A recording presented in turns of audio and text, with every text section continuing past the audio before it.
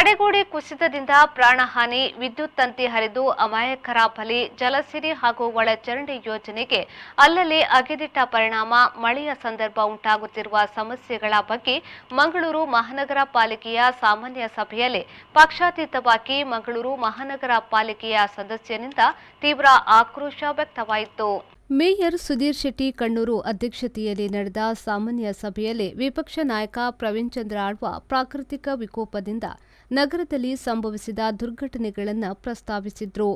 ಮೆಸ್ಕಾಂ ನಿರ್ಲಕ್ಷ್ಯ, ಅನಧಿಕೃತ ಕೇಬಲ್ನಿಂದ rickshaw ಚಾಲಕರಿಬ್ಬರ ದುರ್ಮರಣ, ತೋಡಿಗೆ ತಡೆಗೋಡೆಯಿಲ್ಲದೆ rickshaw ಚಾಲಕ ಬಿದ್ದು ಸಾವು, ನಗರದ 60 ವಾರ್ಡ್ಗಳಲ್ಲಿ ಸುಮಾರು 600ರಷ್ಟು ತಡೆಗೋಡೆಗಳ ಕುಸಿತ ಆಗಿರಬಹುದು, ನೇತ್ರಾವತಿ ರಿವರ್ ಫ್ರಂಟ್ ಯೋಜನೆಯ ತಡೆಗೋಡೆ ಕುಸಿತ ಹೀಗೆ ಸಮಸ್ಯೆಗಳ ಸರಮಾಲೆಯನ್ನೇ ಸಭೆಯ ಮುಂದಿಟ್ಟರು. ಒಂದು ಜಲಸಿರಿ ಮತ್ತು ಗೇಲ್ ಗ್ಯಾಸ್ ನಮ್ಮ ಕಾಮಗಾರಿಗಳ ರೆಸ್ಟೋರೇಷನ್ ವರ್ಕ್ ಆಗಲಿಲ್ಲ. ಇದರಿಂದ ಅನಾಹುತ ಆಗ್ಬೋದು.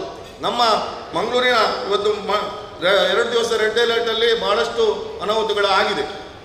ಈಗಾಗಲೇ ಇಬ್ಬರು ಯುವಕರು ರಿಕ್ಷಾ ಡ್ರೈವರ್ಗಳು ಕರೆಂಟ್ ಶಾಕ್ ಹೊಡೆದು ತೀರಿ ಹೋದ್ರು. ಅದಕ್ಕೂ ಯಾರು ಕಾರಣ ಅಂತ ಗೊತ್ತಿಲ್ಲ. ಕೆಲವು ಕಡೆಯಲ್ಲಿ ನಮಗೆ ಕೂಡ ಅವರು ದೂರ ಆಗ್ತಾ ಇದ್ದಾರೆ. ಮೆಸ್ಕಾಂನವರು ಹೇಳ್ತಾ ಇದ್ದಾರೆ ಸ್ಟ್ರೀಟ್ ಲೈಟ್ ವೈರ್ ಅಂತ. ನಮ್ಮ ಸ್ಟ್ರೀಟ್ ಲೈಟ್ ಮೇಂಟೆನೆನ್ಸ್ ಮಾಡೋ ಹತ್ರ ನಾವು ಔಟ್ಸೋರ್ಸ್ ಮಾಡಿದ್ದೇವೆ, ಇಷ್ಟು ಕೋಟಿ ಕೊಡ್ತೇವೆ. ನಮ್ಮ ಎಲ್ಲ ನಂಗನಿಸ್ತದೆ 60 ವಾರ್ಡ್ನಲ್ಲಿ ಕೂಡ ಸ್ಟ್ರೀಟ್ ಲೈಟ್ ಆನ್ ಮಾಡೋದಾದರೆ ಅದನ್ನು ಒಂದು ವೈರ್ನಲ್ಲಿ ಕೊಕ್ಕೆ ಸಿಕ್ಕಿಸಿ ಆನ್ ಮಾಡ್ತಾರೆ. ಅಲ್ಲಿ ಸ್ವಿಚ್ ಇಲ್ಲ, ಫ್ಯೂಸ್ ಇಲ್ಲ. ಯಾರಾದರೂ ನಾವು ಹೇಳಿದರೆ ನಾವು ಪದೇ ಹೇಳ್ತಾ ಇದ್ದೇವೆ ಅದಕ್ಕೆ ಆ ಫ್ಯೂಸ್ ಹಾಕಿ ಸ್ವಿಚ್ ಹಾಕಿ ಅಂತ. ಇನ್ನು ಏನಾದರೂ ಅನಾಹುತ ಆಗುವಾಗ ನಾವು ಎಚ್ಚೆತ್ತುಕೊಳ್ತೇವೆ. ಈಗಾಗಲೇ ನಮ್ಮೊಂದು ರಾಜ್ಯ ಕಾಲುವೆಯಲ್ಲಿ ಈ ಕಾಲು ಸಂಕ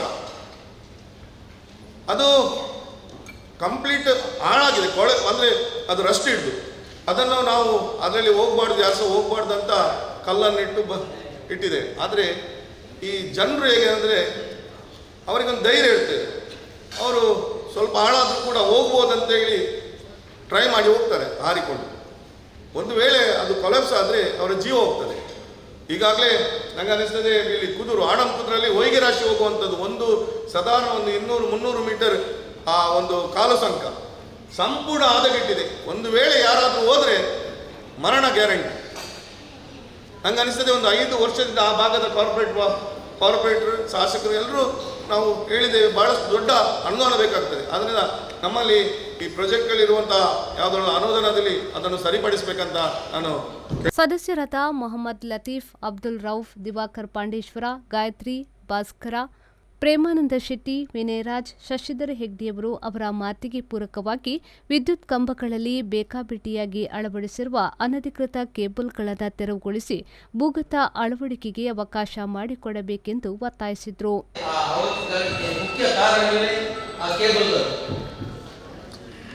ಈ ಮಳೆ ಬರುವಾಗ ನಮ್ಮ ಮೆಸ್ಕಾಂನ ಕೇಬಲ್ಗೆ ಈ ಕೇಬಲ್ನ ಬಾರಿ ಬಿದ್ದು ಆ ಕೇಬಲ್ ಕಟ್ಟಾದದ್ದು.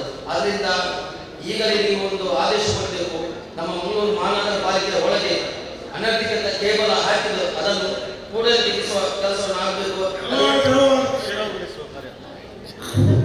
ಅದೇ ರೀತಿ ಈಗ ಲತೀಫ್ ಅವರು ಹೇಳಿದಾಗೆ ಆ ಕುಟುಂಬಕ್ಕೆ ಒಂದು ಮಂಗಳೂರು ಮಹಾನಗರ ಪಾಲಿಕೆಯಿಂದ ಒಂದು ಗರಿಷ್ಠ ಒಂದು ಮೊತ್ತವನ್ನು ಅವರಿಗೆ ತರಲಿಕ್ಕೆ ಮನಸ್ಸು ಕಮಿಷನರ್ ನನ್ನ ವಿನಂತಿ, ತಕ್ಷಣ ಅಲ್ಲಿಗೆ ಹೋಗಿ ಆ ರಿಟರ್ನಿಂಗ್ ವಾಲ್ ಅನ್ನು ಕಟ್ಟಿಸುವಂತ ಕೆಲಸ ತಾವು ಮಾಡಬೇಕು ಕಮಿಷನರ್.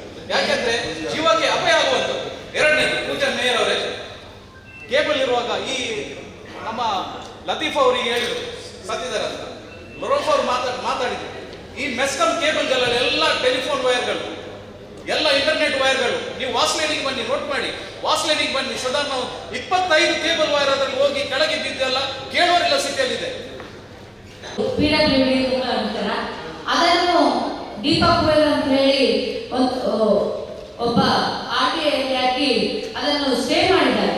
ಆ ಕಾರಣದಿಂದಾಗಿ ಆ ಕೆಲಸ ನಿಂತಿದೆ.